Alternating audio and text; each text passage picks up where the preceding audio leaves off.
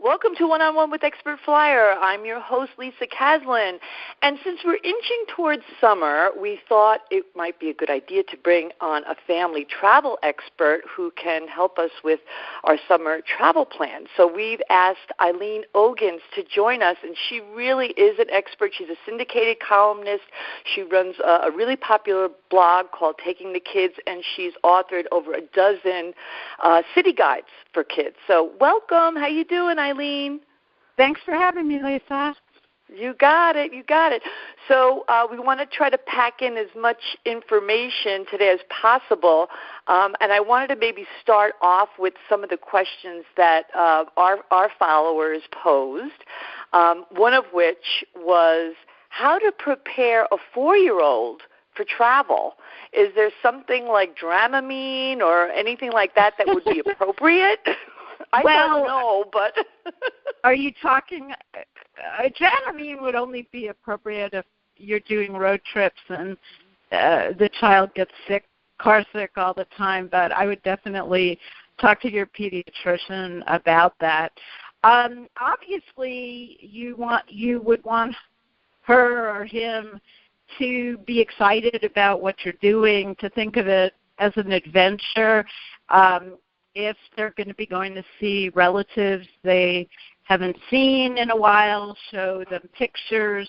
If you're going to a part of the country or even abroad, you can show them pictures of where you're going to go. And certainly reading some children's books or watching a movie set in that destination is always a good bet. And then you can help them pack their backpack. Another thing is if the child has never flown before, you need to get them, prepare them for security, that they're going to have to let their blankie or their favorite lovey go through the x-ray machine, but it's not going to hurt. It's just going to take a picture of them. I'm glad that you brought up the flying specifically because some kids are scared, and there's been obviously a lot of media coverage of plane crashes and, terrorism and kids, it goes into their subconscious on some level, and some kids are scared. How do you talk to a child about that? Well, I would wait for the child to kind of bring that up. A young child, I'm not sure they've really absorbed that, but if you have a child who naturally is kind of fearful about new things, you can point out to them that millions and millions of people fly, kids as well as parents fly every day, and again to underscore the idea that this is an adventure we're sharing, to go up in the sky and get somewhere else that even 50 years ago it would take people days to get there. So exactly. I think if you take it from that perspective, I think it's a good thing. And then you want to make sure that you have some snacks or even like a school lunch, a sandwich in their backpack, and you can let them have a new water bottle, a refillable water bottle that then you fill when you get through security, and maybe you get some stickers to put on it where you're going. And it's always good to have an extra layer or an extra shirt for them in the backpack just in case something gets spilled on them. Okay. So, I think as long as you're upbeat and positive, the kids get their cues from the parents. So I think it'll really be fine. And the same thing, there's always stress with travel, right? There's long lines at security or the flight might be delayed, or as long as the parents kind of keep their calm, that's good for the kids. And another thing that's always good is to have a new toy or game or something to give them when you get to, you can either give it to them when you get to the gate or when you get on the plane, so that kind of, it distracts them. Yeah. Well, it not only distracts them, but it, makes them feel like, hey, this is a fun adventure. And I know another thing parents always think is, oh, I can't wait till this is over. This is going to be horrible. But, when else do you have time to just sit and play with your child for a couple of hours? So if you look at it that way, like playing a new card game or something like that, read a new story, that can be, that can help everybody. All right. So we had a couple of questions about destinations, and since you have done so many guides, this one particular follower wanted to know about fun family destinations that are within a 2-hour or so plane ride from New York. So if you were to kind of answer that sort of quickly and maybe touch on some other major cities, that would be helpful. Well, obviously, Montreal is always a good bet. You can let the kids practice their French or get a little sense of a foreign country. My kids were all born in Chicago, and that is a great city to visit. Great museums, great food, the Cubs. That would be another one. I think that would be a really good bet. I'm trying to think of which direction you'd want to go. You can always go to Florida for sure, whether Fort Lauderdale, Miami, go down to the Keys. How many more should we? DC. DC would definitely be a quick plane ride if you didn't want to drive. And the advantage there are more than 50 museums, including the National Zoo, that are all free. So if you, if the kids are tired or bored or cranky, you don't have to feel like, what, I just spent $100 to buy tickets here. So that would be another good bet. And what about from D.C.? So let's say you're from D.C. Where are some places from D.C. that you could go?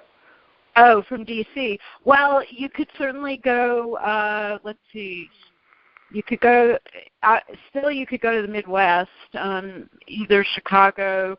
Kansas City is another great town to visit. You could go up to Vermont for a different look at things, and kind of do the New England thing.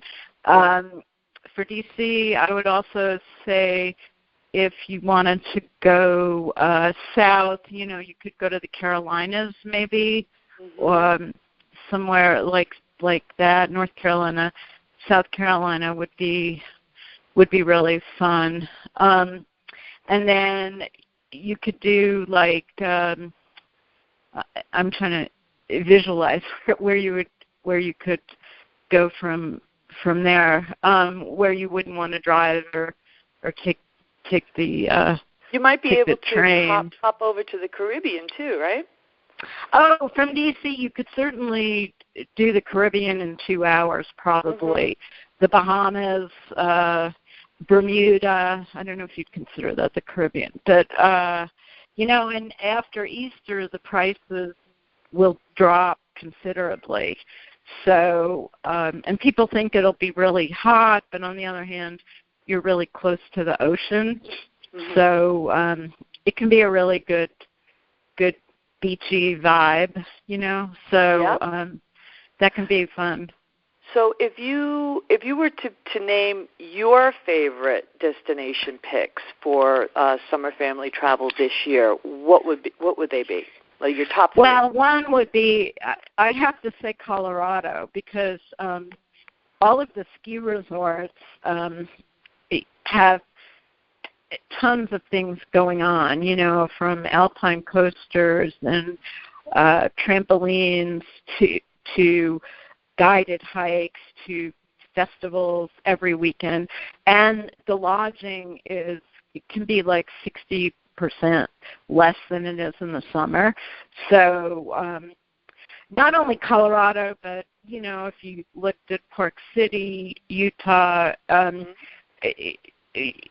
that would be, if a family is outdoors minded, if they like to hike and bike, maybe learn to fly fish, check out the mountain scenery, That would be really great. One town I really love in Colorado is Breckenridge. It's a historic mining town, but it's only about an hour and a half from Denver, so it's a pretty easy hop. And what is it about that area that makes it so good for kids in particular? Well, first of all, a lot of what you're doing is free, right? And we all think kids have too much, well, parents too, have too much screen time these days. Yes. So agreed. You're getting kids outdoors, maybe teaching them something about the environment. Everybody's getting some exercise, and it's not going to break the bank to do it. And it's not the kind of thing where you're sightseeing for 10 hours, right? You can go on a short hike. If you're in Aspen, there's the Aspen Center for Environmental Education, where they have all kinds of free programs and activities for kids. You know, Breckenridge has a free hands-on historical museum, and if you have anyone in your family with special challenges, many of these communities also have centers for activities for those people, adults and kids. How would you find that out? How would you find where they are? I would just look up, outdoor experiences for those with challenges. Special needs? Most of these ski areas have them. Breckenridge does, Aspen does, Crested Butte. They're pretty easy to find. Okay. So that's a good bet for families. So what's your second one? So Colorado, number one. What's number two? Well, I would say obviously national parks, and I would think for the same reasons you can get. And by the way, I don't know. The week of April 22nd is National Parks Week, but national parks again are a great time to get kids away from their screens. A lot of times there won't even be cell service. As you mentioned, my new book is The Kid's Guide to Acadia National Park. So it's also a place where there are rangers who can suggest a good hike that's age appropriate, or they'll have special activities for the family, or it's a chance to discover something new together. And also, when we talk about national parks, I should mention that more than half of the places in the national park system are historic places, historic monuments. So it doesn't only have to be like the big national parks like Yellowstone or the Grand Canyon. It can be Lincoln's birthplace, or I love that, because one of the other questions we got was, the kids want to go to Disney again, but we'd rather take them somewhere more educational. So what would you suggest? Well, again, I think, you can look at a national park as being a kind of a natural theme park, right? You go to Yellowstone and you see these giant geysers spew, or wildlife. You're at Acadia and you're tide pooling, or you get up at sunrise to see the sunrise at the most eastern point in the United States. So it's just a different kind of adventure. Sure. And I think with the junior ranger programs they have at most national parks, that also helps engage the kids, because they're free, and when you get there, you get a little booklet, and it kind of encourages kids to explore, checking off all of these things, and then they get a badge at the end. Okay. So I think that's another good bet. And then a third pick I would say would be a cruise for a multi-generational group, and I would say that for a few different reasons. First of all, everybody knows up front what you're paying, so there's no arguing over who's paying for dinner or who bought more groceries. Nobody has to do the dishes, right? Yeah. Or wash the towels. And there's different activities for different ages. If the grandparents just kind of want to cool out during the day, that's fine. You know, there are more active excursions. There are less active excursions. And then if a family's looking for something a little different, more river cruises now, and I would say this would be for kids at least 8 or 10, but they're offering programs for kids, you know, for families. That's great. That could be Uniworld, for example, is one company. Quasi Europe, which is a French company that Americans may not know that well, they're offering kids-free cruises in Portugal and Spain, and this is at the same time that Air Portugal is beginning to offer nonstop flights from, they already have them from Newark, but from Chicago, San Francisco, and D.C. So if you're looking for something different, I was just on a quasi-Europe trip, in fact, and we were the only Americans on board. So from that perspective, not only introducing your kids to a new culture where you're visiting, but you're also, they'd be interacting with kids from different countries. So that would be another bet. And again, you know, I wouldn't suggest a river cruise if people have mobility issues in the family, but if the grandparents are pretty active, again, it's the kind of thing where everything's paid up front, everything's included, so it's just, you don't have to, there's no stress. You know, you just kind of show up, just like on a big, it's done. And that's what a vacation's supposed to be, right? Right. Alaska. Terrific. All right. You want to move on? I have one more question. Okay. So family vacations are wonderful. You get to reconnect and do all those things that you don't normally do. But parents still want to have a night out or maybe a day to themselves.